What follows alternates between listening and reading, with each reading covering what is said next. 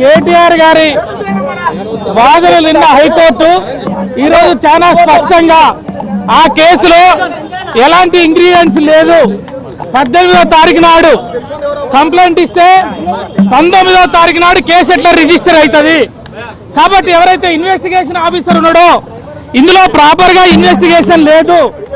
ఈ anti corruption అనేది ఏదైతే ఉన్నదో సెక్షన్లు పెట్టిన వాళ్ళు 13 సెక్షన్ 1 కానీ బి కానీ ఈ రెండు కూడా అప్లికబుల్ కావు. ఈ కేసులో ఎలాంటి నిజాలు లేవు అని చెప్పేసి కోర్టు నమ్మిన తర్వాత వాళ్ళు కౌంటర్ వేస్తామని చెప్పారు. వాళ్ళు వాదనలు నిన్న తర్వాత ఏం చెప్పిందంటే కోర్టు పూర్వపురాలు నమ్మిన తర్వాత 1 వీక్ 30వ తారీఖు వరకు ఈ నెల 30వ తారీఖు వరకు కేటీఆర్ గారిని అరెస్ట్ చేయకుండా మరి తర్వాత వాళ్ళు కౌంటర్ వేస్తారు. తర్వాత కేటీఆర్ గారు కూడా ఏదైనా ఉంటే ఇన్వెస్టిగేషన్కి సహకరించాలి అని చెప్పింది. కానీ ఆ కేసులో మరి జడ్జి గారు ఏ మాత్రం కూడా అంటే మేము చెప్పిన వాదనలు ఏంటంటే ఇందులో లంచం ఇచ్చిన వాడు లేడు, లంచం తీసుకున్న వాడు లేడు, అసలు ఈ సెక్షనే అప్లికబుల్ కాదు అని చెప్పేసి వాళ్ళు పూర్తిగా నమ్మడం జరిగింది. అది కేటీఆర్ గారు ఏంటంటే వారు మంత్రిగా ఉన్నారు కాబట్టి అడ్మినిస్ట్రేషన్ గ్రౌండ్ లో ఆ రోజు తెలంగాణ రాష్ట్రానికి మంచి పేరు రావాలి, అక్కడ ఉన్నటువంటి ఎవరైతే స్పాన్సర్ చేసే వ్యవస్థ ఉందో కంపెనీ ఉన్నదో వాళ్ళు వెనకకపోతున్నారు, నష్టాలు వచ్చినాయి, మాకు లాభాలు రాలేదనే ఉద్దేశంతో వాళ్ళు వెనకకపోతున్నారు. కాబట్టి బాధ్యత గల మంత్రిగా ఈ రాష్ట్రం యొక్క గౌరవ ప్రతిష్టలు మరి మెరుగుపరచడం కొరకు ఇవాళ భారతదేశంలో మొదటిసారి వచ్చినటువంటి ఈ రేసు ఏదైతే హైదరాబాద్కు వచ్చిందో దాన్ని బ్రహ్మాండంగా ప్రపంచం ముందు నిలబెట్టాలి, హైదరాబాద్కు మంచి పేరు తీసుకురావాలి, మనకు కూడా మరి పెట్టుబడులు రావాలి, ఇక్కడ నిరుద్యోగిత తక్కువ చేయాలని చెప్పి కేసీఆర్ గారు ఆ రోజు అడ్మినిస్ట్రేషన్ గ్రౌండ్ లో తీసుకున్న నిర్ణయాన్ని అది తప్పు పట్టలేదు.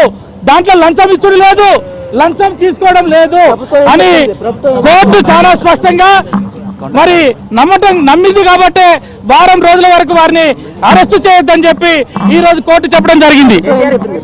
ప్రభుత్వం వాళ్ళు ఏం చెప్పినారు, ఇక్కడ వాళ్ళు ఏదైతే మొదటి కాంట్రాక్టు రెండో కాంట్రాక్ట్ అని చెప్పినారు, ఆ రెండో కాంట్రాక్ట్ కన్నా ముందే కొన్ని జరిగినాయి, అది మరి ప్రొసీజరల్ ల్యాబ్స్ ఉన్నాయి అక్కడ అని చెప్పినారు. కానీ వాస్తవానికి ఏంటంటే అది కాంట్రాక్ట్ ముందే జరిగి ఉన్నది కాబట్టి ఆ కాంట్రాక్ట్ ద్వారానే ఈ రాష్ట్రం యొక్క విలువల్ని ప్రతిష్టని పెంపొందించడం కొరకు కేటీఆర్ గారు ఆ రోజు తీసుకున్న నిర్ణయంలో లంచాలు ఇచ్చుడు లేదు, లంచాలు తీసుకొనుడు లేదు.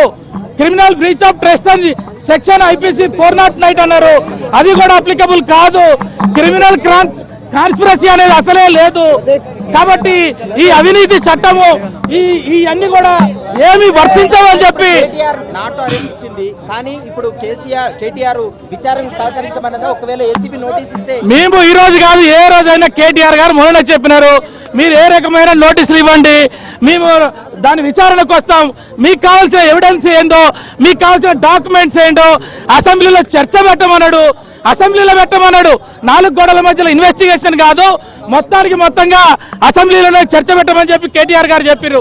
దానికి కాదంటే ఎక్కడికి రమ్మంటే అక్కడికి వస్తున్నాడు, ఏ డాక్యుమెంట్లు తీసుకురమ్మంటే ఆ డాక్యుమెంట్లు తీసుకొని ఎవ్వరి ముందైనా నేను ఆన్సర్ చేయడానికి రెడీగా ఉందని చెప్పినాడు.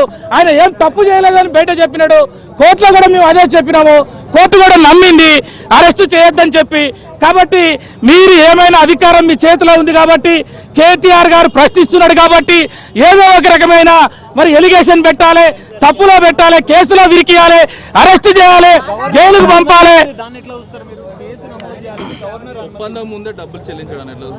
దాని మీదనే ఏమంటే అంతకు ముందే ఉన్నది, అది ఒప్పందం అనేది ఇంతకు ముందు చేసింది ఒక ఒప్పందం కాదు, గతంలో ఉన్నటువంటి దానికి అనుగుణంగానే తీసుకున్న నిర్ణయాలు. అయినా ఇవి లంచం ఎవరికి ఇచ్చారు, డైరెక్ట్ గవర్నమెంట్